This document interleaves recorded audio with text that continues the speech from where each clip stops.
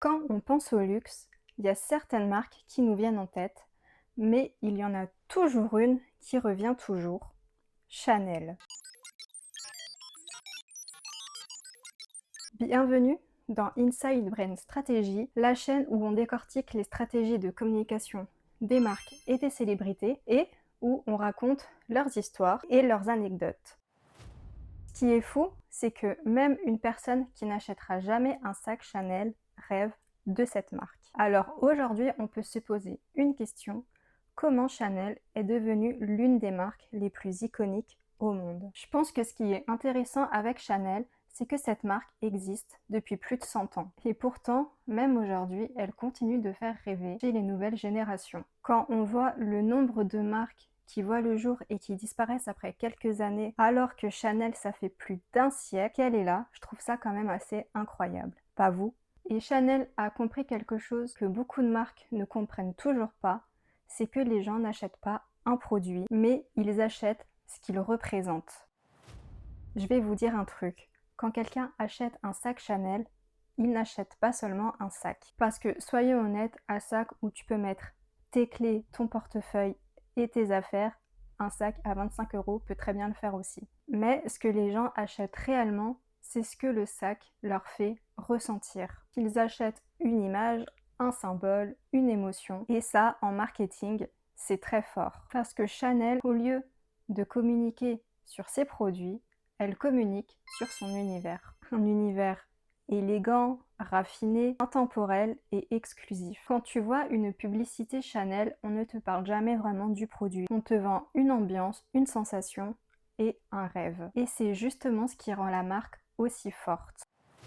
Maintenant, on va parler de quelque chose que Chanel maîtrise à la perfection, la rareté. Combien de publicités Chanel tu as vues récemment? Aujourd'hui, on vit dans un monde où les marques veulent être partout. Les partenariats, les promotions, les codes promo, les soldes et les publicités en permanence. Et Chanel, elle, fait quasiment l'inverse. Tu ne verras presque jamais la marque faire des réductions. Elle ne cherche pas à être accessible à tout prix. Et c'est précisément ça ce qui fait sa force aussi. Parce que en psychologie, quand quelque chose est difficile à obtenir, on le veut absolument. C'est un peu comme quand tu vois une file d'attente devant un restaurant. Tu te dis, waouh, ça a l'air hyper bon, alors que tu ne connais même pas la carte. Et Chanel, elle utilise un peu le même principe. Elle protège son image. Elle contrôle sa communication, sa distribution et son univers. Et du coup, elle conserve cette impression d'exclusivité. Et ça, je trouve que c'est probablement l'un des points les plus intéressants. Aujourd'hui, beaucoup de marques courent après les tendances. Dès qu'une mode apparaît sur TikTok, elles veulent la reproduire. Dès qu'un son viral sort, elles veulent l'utiliser. Mais Chanel fait rarement ça. La marque préfère créer son propre rythme et garder son ADN. Ça peut paraître simple dit comme ça, mais c'est extrêmement difficile. Parce que quand tout le monde va dans une direction, il faut avoir confiance en sa marque pour ne pas faire pareil. Et c'est justement ça qui fait que Chanel paraît intemporelle. On a l'impression qu'elle vit dans son propre monde. Maintenant, faut qu'on parle de son histoire. Parce que Chanel ne serait probablement pas Chanel sans son histoire. Et c'est un peu logique. La marque continue de s'appuyer sur son héritage et de sa fondatrice, qui est Gabrielle Coco Chanel. Et ce qui est fascinant, c'est que cette histoire, elle est racontée partout. Dans les campagnes, dans les défilés, dans les produits et même les boutiques. Même les personnes qui ne s'intéressent pas forcément à la mode connaissent Coco Chanel. Et ça, c'est une énorme force, parce que l'histoire crée de l'émotion et l'émotion crée de l'attachement. Quand une entreprise possède une histoire forte, elle devient plus qu'une entreprise, elle devient humaine. Mais son histoire et ses anecdotes, ce sera pour une prochaine vidéo.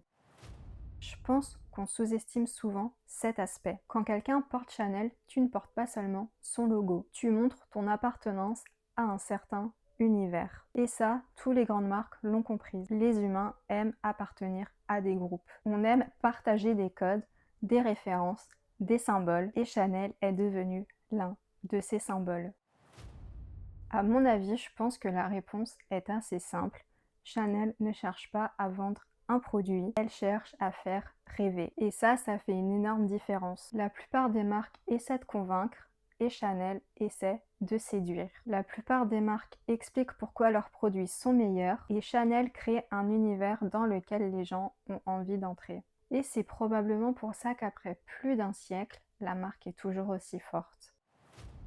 Au final, je pense que la plus grande leçon marketing qu'on peut apprendre de Chanel aujourd'hui, c'est que les marques les plus fortes ne vendent pas des produits, mais elles vendent une émotion, une identité et une histoire. Et c'est pour ça qu'elles continuent de faire rêver des millions de personnes à travers le monde. Si la vidéo t'a plu, je te laisse mettre un petit like et un petit commentaire. Et pour d'autres vidéos, je te laisse t'abonner. Bisous!